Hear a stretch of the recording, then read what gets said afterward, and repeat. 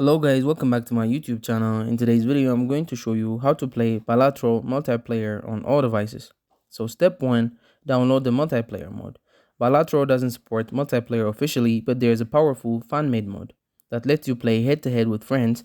To get started, install two tools, Lovely and Steam Modded. This allows you to run custom modes in Balatro. Step 2, install mod.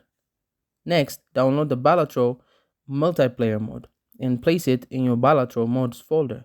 Open the game, you will now see a mods button on the main menu. Click it, then launch into multiplayer mode. Step 3, how multiplayer works.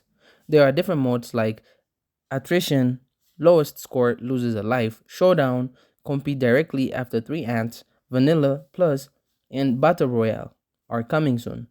Join using a room code or play online against others. Step 4, supported devices.